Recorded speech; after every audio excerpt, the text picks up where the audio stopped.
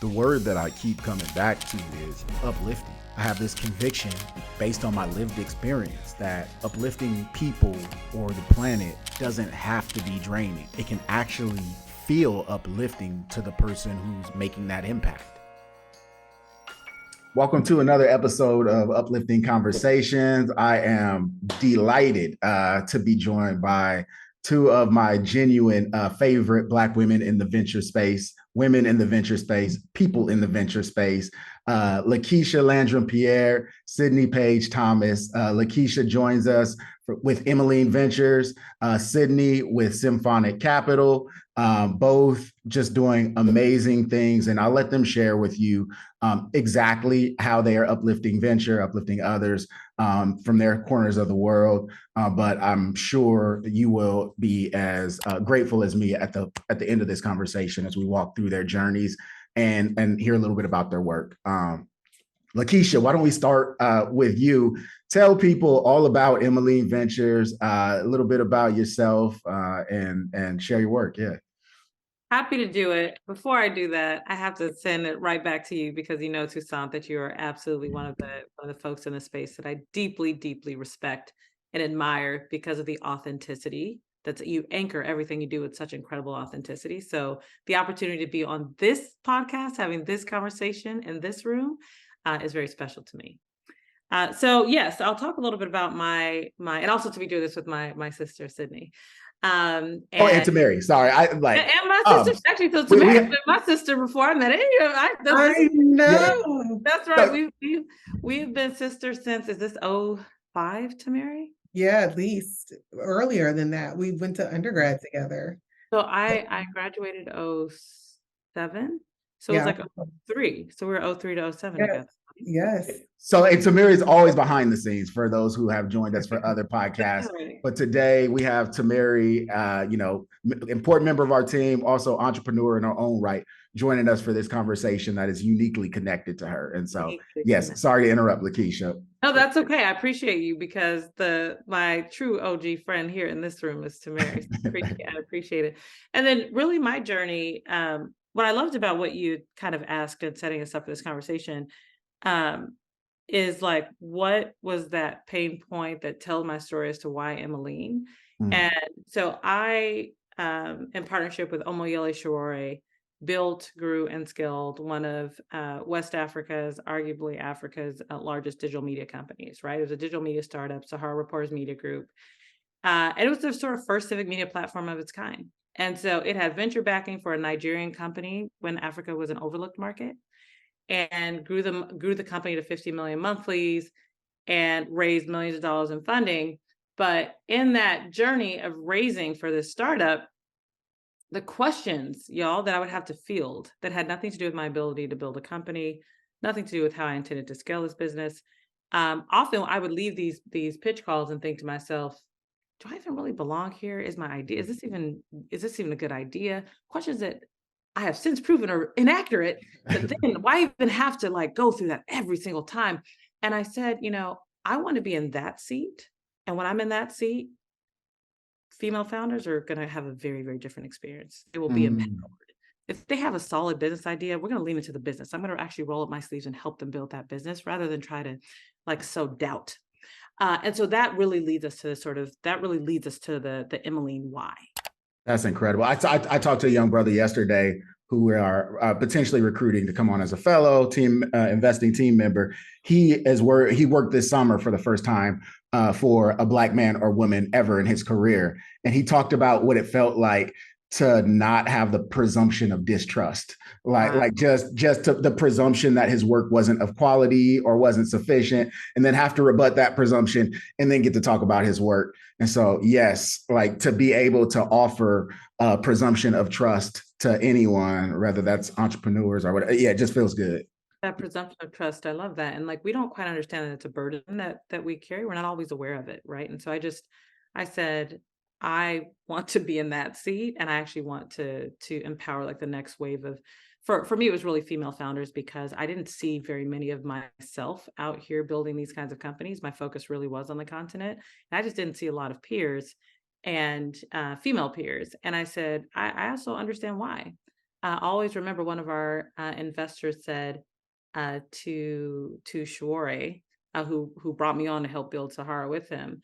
I don't think she's your person, right? For no other reason, for no good reason. I said, I'm going to prove that point wrong, and quite frankly, I'm going to make sure that other female founders don't have to deal with that. So that then like insert Emmeline, but before it was Emmeline, it was NLA Venture. So Nassim, Lakeisha, and Azine, myself and my two partners, we were like, we're just going to invest in female founders, Toussaint. So we started our own fund. We didn't go raise money from anyone. We just used our own capital, and we invested in 14 companies, because Azine will correct me, 14 companies, all female founders, all building incredible businesses with women in mind.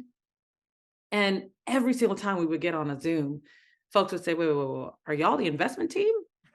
Like, yeah. And they're like, well, what does it take to get you on our cap table? We're like, but whoa, we haven't met. And they're like, no, that doesn't matter. Like, we don't see folks like you writing the checks. So one of our thoughts about what we name our fund was First Call Capital, because when we would actually invest, they call us first and say, hey, okay, here's what's really going on. We can't actually tell the other VCs this, but if you can actually help us navigate this, then we don't even have to talk about this issue with our other investors. And so we thought about First Call Capital as a name because that kept happening over and over and over again. And we said, such that we don't exhaust all of our capital, we really should make this into something. And that's what became Emmeline Ventures.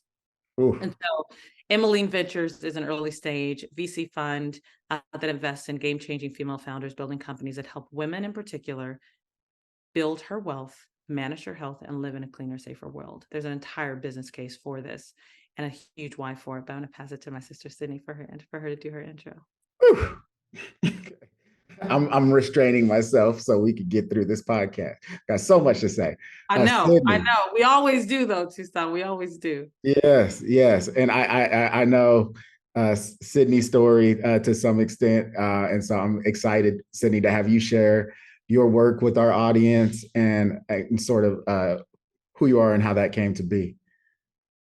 Yeah, I'm so happy to be here. And I really like the name First Call Capital, Lakeisha. You guys had a good name. And so that's amazing to have two good names to find. My background is I started in pre-seed in about 2016. And the way I like to describe that time was it was pre-seed before pre-seed really existed. We spent a lot of time at the fund that I used to work for informing LPs about the importance of pre-seed as an asset class. And so I was able to build, invest, and operate in this space for the past 7 years and learned a lot. So my thesis is around starting Symphonic Capital is really based off of how do you build and invest in pre-seed when there's not a hype cycle? I think that the past 7 years, we had this extreme amount of wealth poured into companies. We had a extreme amount of wealth poured into venture firms. We just saw everything up and to the right.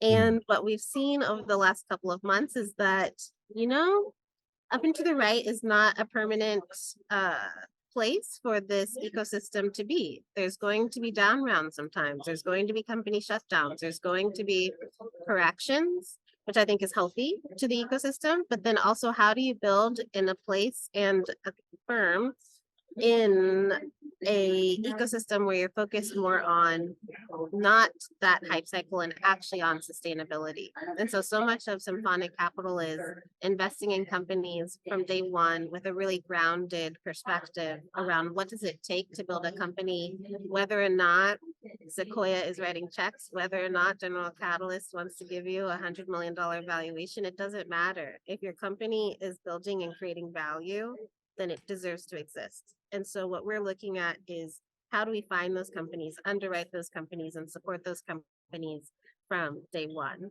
And I'd say, why now? Why me? I think that what I saw over the last couple of years were I was just frustrated, y'all. Like, let's just be honest. I was just like, there's a lot of people who are talking the talk, but they have not walked one bit of any walk. And I have seen now 500 some odd financings, have seen a fund grow from a few million to a few hundred million. I actually know how to do this. And so I'm going to stop talking myself out of this work and actually do the work. And so that was how I decided to launch Symphonic Capital and got to get connected to amazing folks like Keisha and Tucson and now to Mary, and just really grateful to have found my tribe along the way. Sydney, I'll just kind of keep going with you for 1 second. Like, how is your lived experience in general, and kind of your so I know kind of San Diego's in your background, and you have parents from other places in the country, and kind of a unique story about how health connects to both firm and your upbringing. Like, how's your lived experience reflected in investment thesis and what Symphonic is about? Yeah, it's a great question. The thesis is deeply personal. And so I focus on closing access gaps around health and wealth for overlooked populations, really because of those are the two pillars of my parents.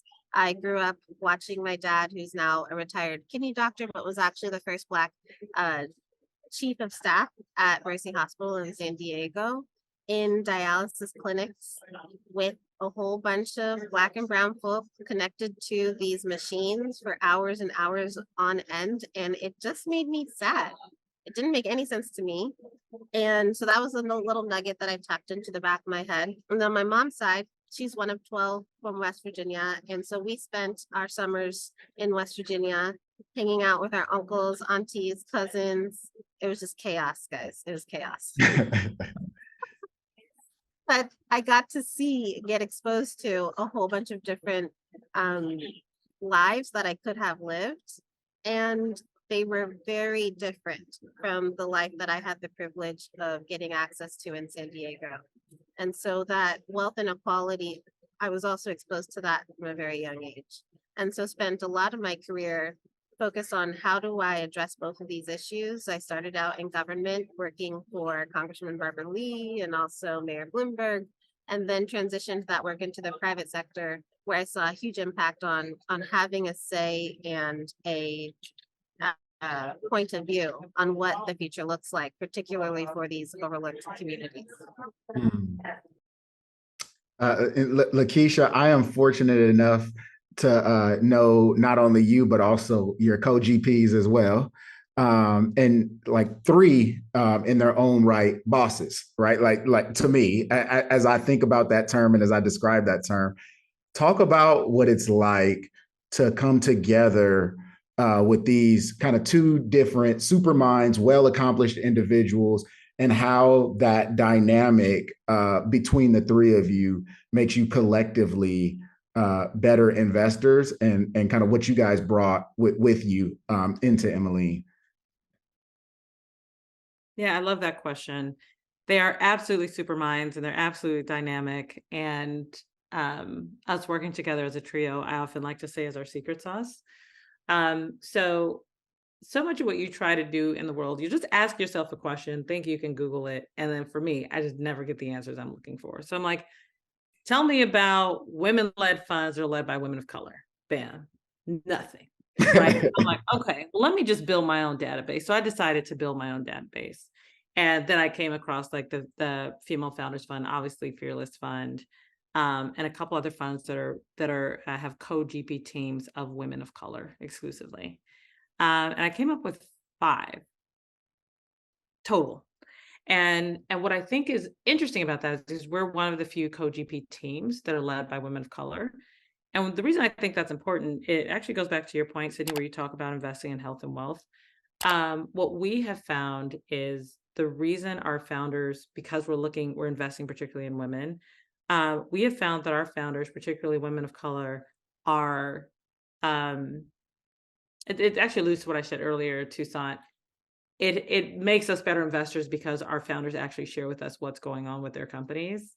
And we take pride in the fact that all 21 of our portfolio companies are thriving in a season where we're hearing it's a VC winner, it's an economic downturn, even though it's not technically a recession. We know that a lot of founders are struggling. So we take very, very real pride in the fact that our founders are still thriving, and the fact that our founders are still out doing the work that they're doing and building the companies that they're doing at a time where you're hearing about companies folding. because it's hard to raise a bridge. It's hard to raise a bridge round. It's hard, they're needing to raise capital, and it's very hard to do. Well, our founders, as research shows, women are the capital efficient because we have to be. We're not in the positions of the Newmans of the world where we just get hundreds of millions of dollars, right? So it's very clear that, hey, if I raise this 2 million, I need to make sure that this actually carries me out for 18 months for the very purposes that I said that I was, going to use the capital for.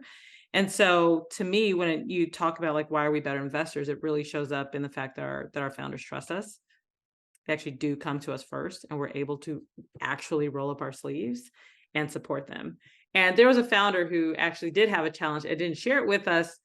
And we called because we had heard through another founder. We're like, you could call us and we will roll up our sleeves with you. It is okay. And talk to our other founders, because we are not only a safe space where you can kind of, be your authentic self, but also like you can have your authentic challenges being a founder. We've been there. I've been there. I know what it's like to wonder how you're going to hit payroll and need to manifest a miracle to cut to pay like your team of 50 or not yourself. I know that I've done it, and we've done it. So I think that's a big piece of how I think it makes us better investors. But I think the other piece too, Tucson, is what we call our cultural competency, our cultural currency. Is that's actually how we relate to our founders, and we believe that shows up in the reason that all our founders are thriving today. We call it, we talked about it on this pod before, and I talk about it every chance I get, but inclusion alpha. This whole you see things differently, and your eyes are trained to see a different set of opportunities, a different set of challenges, and you are seen differently.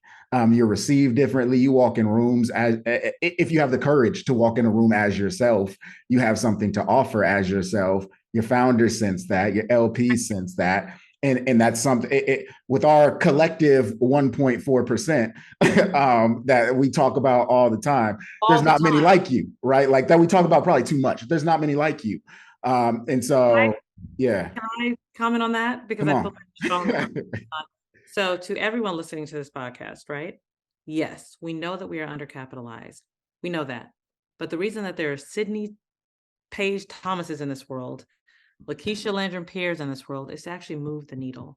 And I have a particular passion for moving the narrative forward. And let me tell you why, Tucson. I come from the world. I built a digital media company that reaches millions of people. I know the power of storytelling. We would write a story and a person would have to step down from office. I know the power of storytelling and narratives. So if we continue to tell this narrative, right?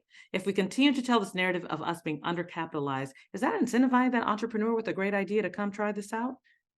Is that incentivizing an entrepreneur who has not been an entrepreneur to come and build a company and build? There's something that we might be missing out because we continue to tell the story of being capitalized. Can we tell the story about how Sydney is out here investing in these early stage founders? Can we tell the story about how, those are the stories, and you're doing the work, but I want to call this out for those of us who do continue to cite these stats. What I hear from you is we need to have a more uplifting conversation. We need to have a more uplifting conversation and point to the fact that we are the change. Give us a minute. We'll look at these stats. They're going to look different. Come on. They're going to look different. Sydney, talk to me. Give me an uplifting conversation. What has given you joy as you stepped into this work? We talk struggles all the time. We know them, we hear them, and it's important to talk about them. What is giving you joy right now in rolling up your sleeves and doing this work? Oh man. Well, I love, let me just back up a little bit, because I think one of the things that Keisha said, and one of the beautiful things about what she's building at her firm, I think this abundance mindset is necessary in order to build a partnership where there is intentionally shared power. And I think that is also a very, frankly, feminine trait, to be able to identify where you need help, where someone else can actually give you added leverage, where you actually need that support, and this knowledge that it's not a zero-sum game. And I think exactly to that type of framework is the future. So that's what gives me joy, is conversations like this where we talk about this, it's not what we're creating is, I think, so additive and so huge that it's kind of impossible not to get excited about going to work every day. I'm really grateful about this stuff. I think one question you said earlier also, Toussaint, and maybe it was to Mary, around like where am I feeling very well resourced, and how am I thinking about like pouring back into myself and uplifting myself as I do this work that is very challenging, is that like one thing that I identified this time last year, it's fall equinox, as Tamiri probably knows. It's the first day of Libra season. And so the seasons are changing. And so this is top of mind, is that I was exhausted. This time last year, I was so overwhelmed. I was so exhausted that I realized I needed help. And so the first thing that I did was humble myself and ask for it. And I actually moved back home. And so I have left the Bay. I'm here all the time. I'm literally taking this call from Oakland. So I take that Southwest flight a lot, but I live in San Diego with my parents. And it has been the most beautiful gift that I have given to myself in identifying that I needed their help, in pouring into me, like feeding me, like loving on me, as I'm building something that is deeply not just personal for me, but also personal for them. And so I think there's that type of resource that I think people of color, we have. I think like, and we have it in a way that is so unique that unfortunately a lot of white people just don't have it. And it's really sad, honestly.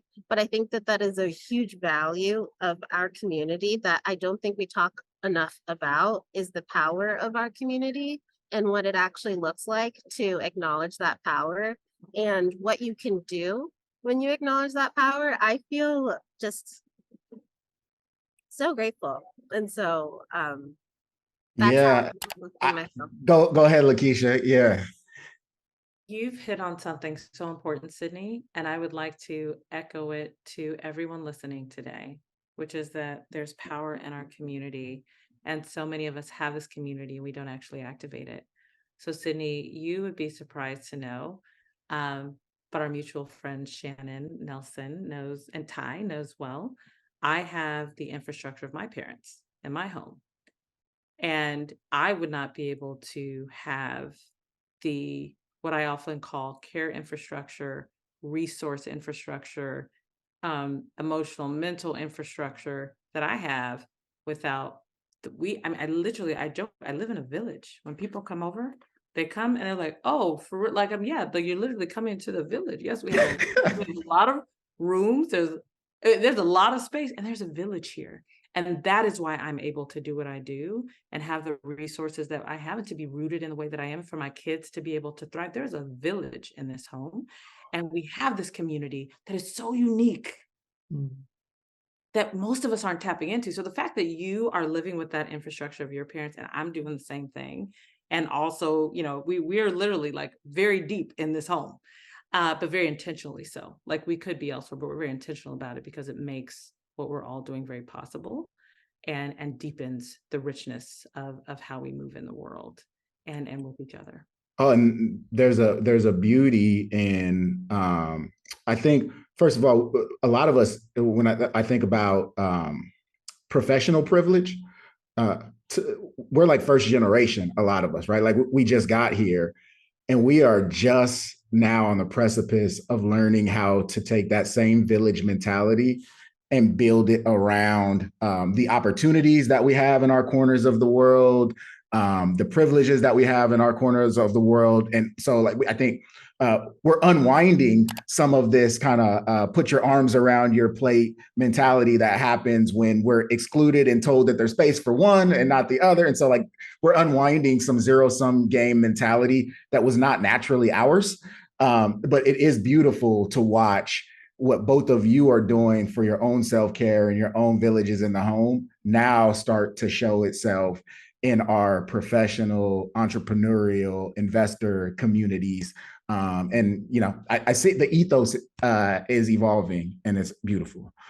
I do have a question regarding that, because obviously there's a lot of entrepreneurs that need help.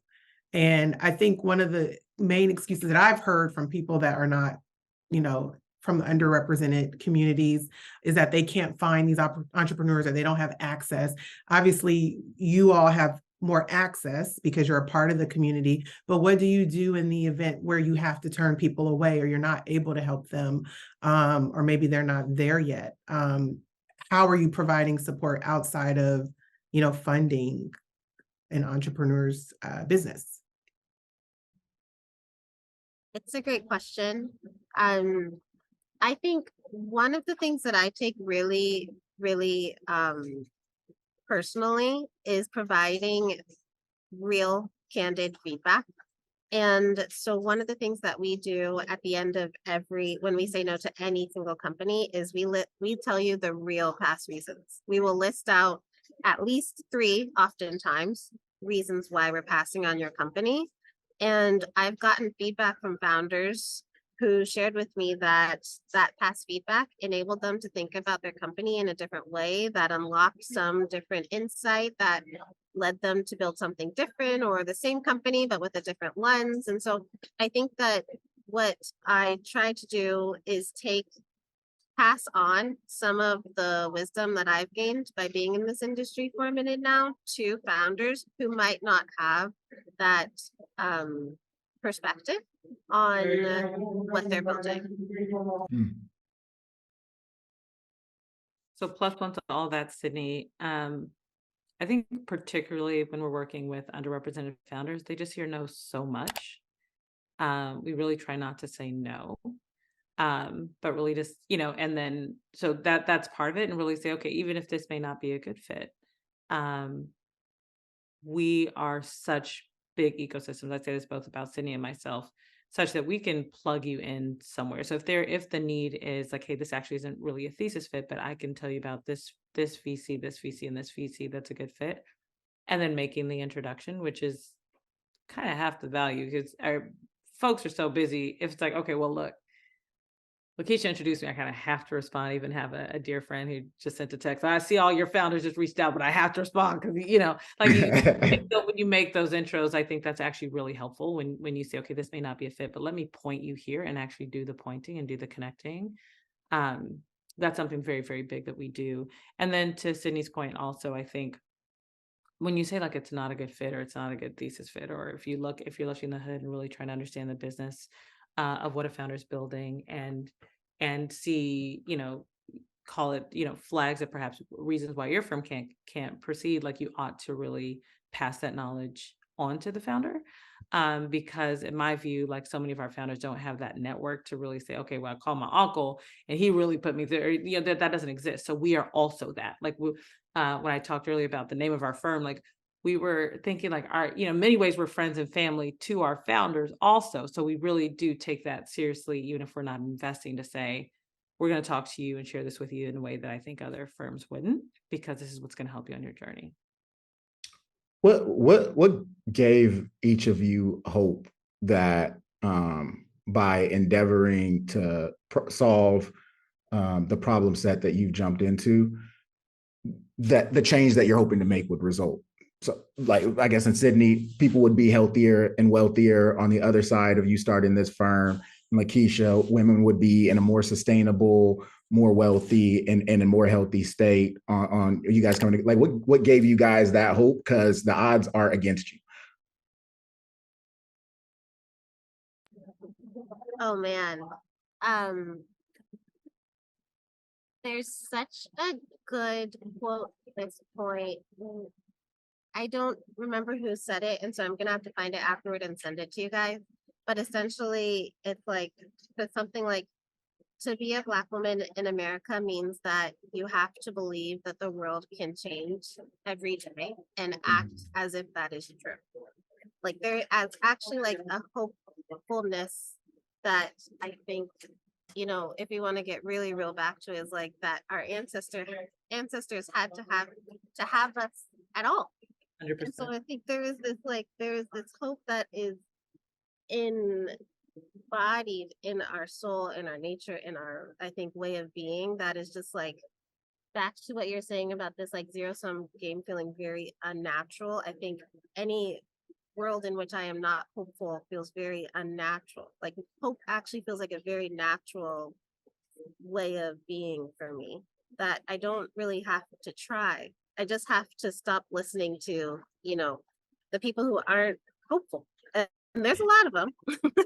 Let's be clear. But I think it really is, it's like making sure that I'm surrounding myself with those folks who are seeing the vision that I'm seeing, and just like hunkering down and running together. Hmm. What if I said I have nothing to add? That's like a mic drop.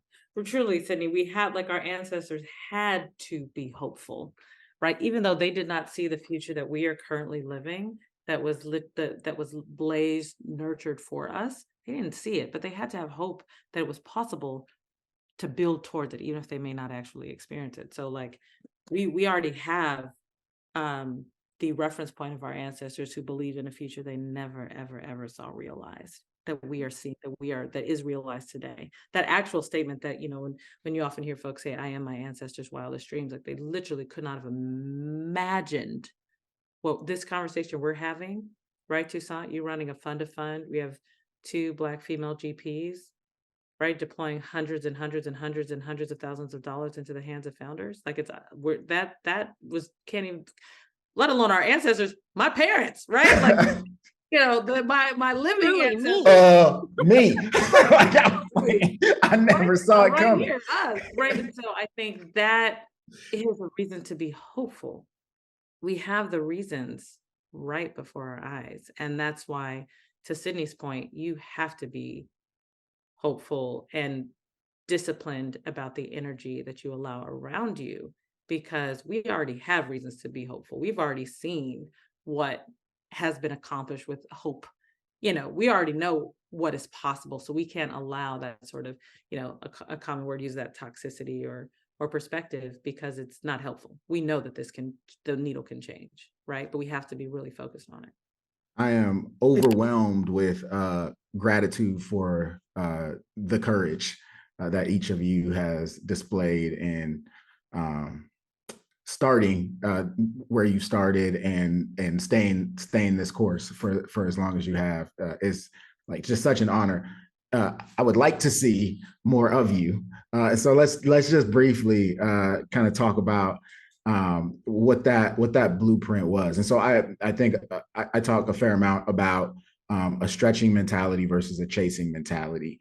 And when you're trying to solve hard problems, and that has to do with how we relate to the resources available to us, stretching the resources that are in front of us instead of feeling the need to chase for new resources before you started that problem.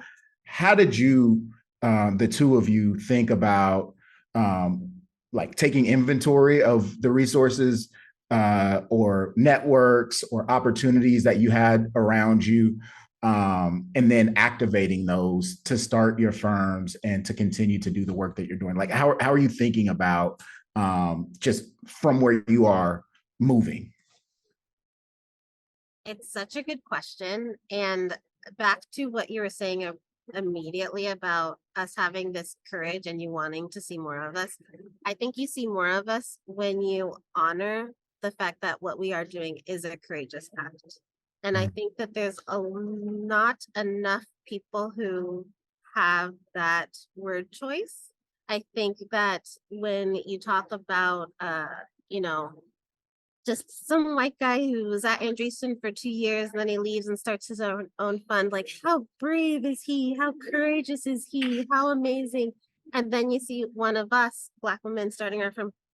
Are they sure they can do it? Like, have they actually done enough learning? That doesn't seem like a very, womanly thing to do. Like, I just have heard it all, like all of it.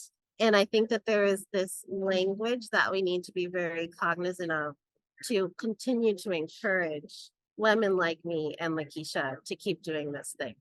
And so just wanted to say, applauding you for using that word choice, because those are the words I use for myself. I think that I agree. That is all that applies.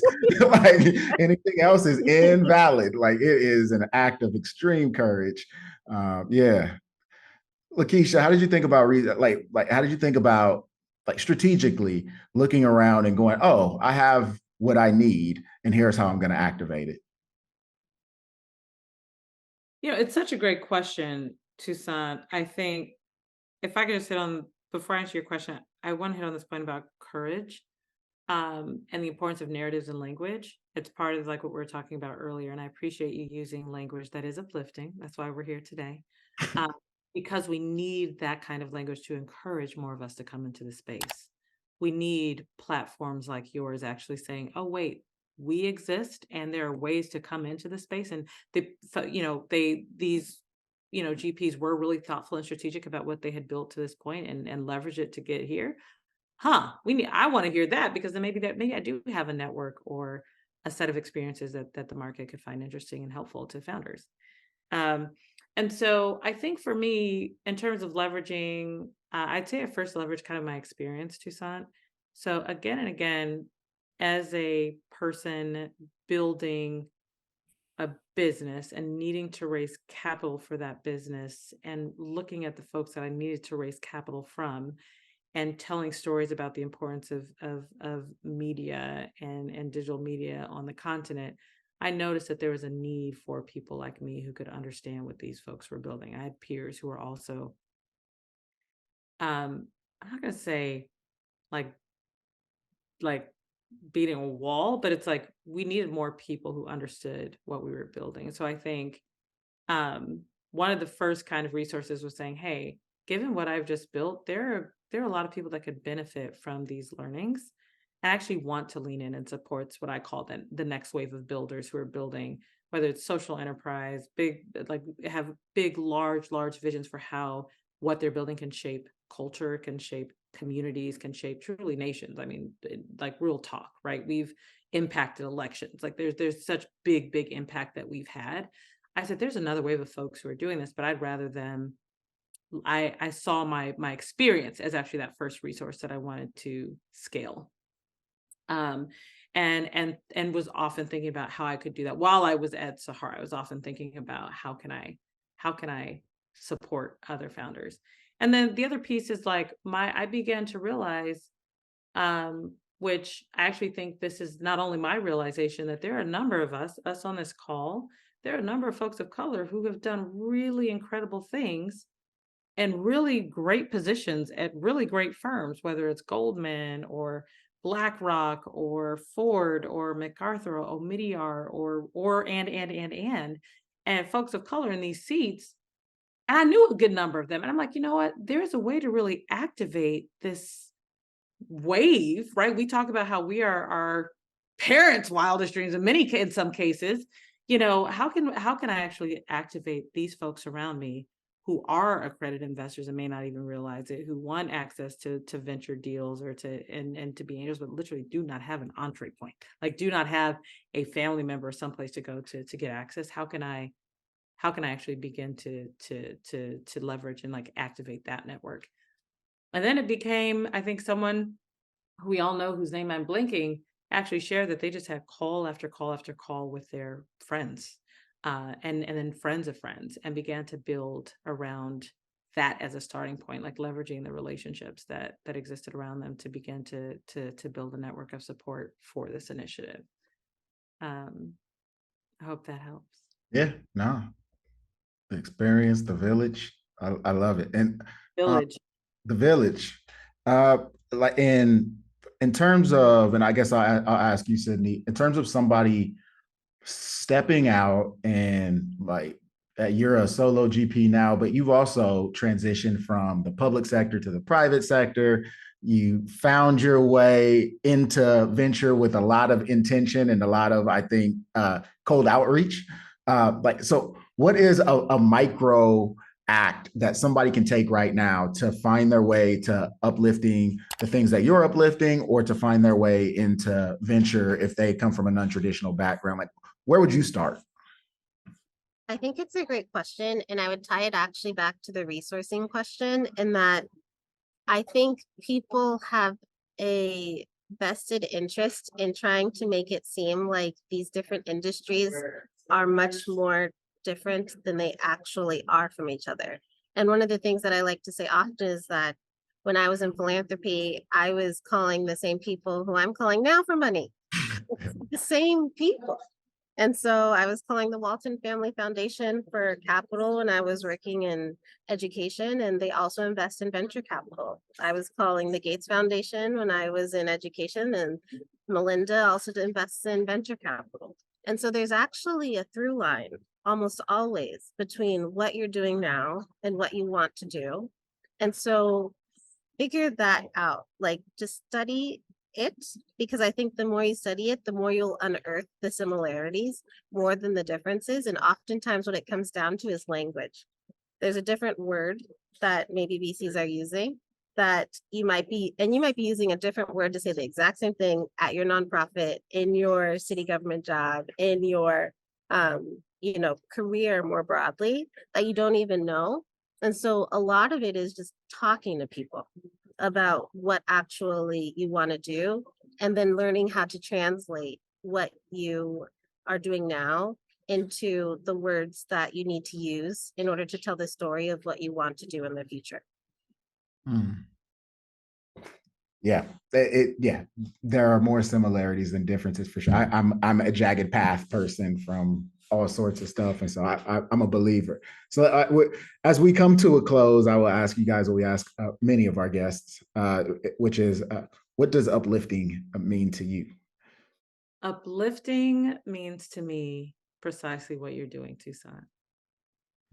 This moment is uplifting. This moment, this conversation is uplifting. It's creating spaces, platforms, and conversations to remind ourselves of our why and to inspire us to keep going. That's right. That's what uplifting means to me. What uplifting also means to me is sitting in the right mindset. And it'd be like what you said, Sydney. Uplifting means to sit in an abundance and uplifting mindset, regardless of the narratives that are trying to penetrate that uplifting and like forward thinking mindset. I love that. I think uplifting means to me, I'm just gonna come out as a Jack and Jill kid. I'm sorry to anybody who's listening who is not a fan. I'm not a fan of Jack and Jill. Growing up in San Diego, where we were 2% of the population, that was my lifeline.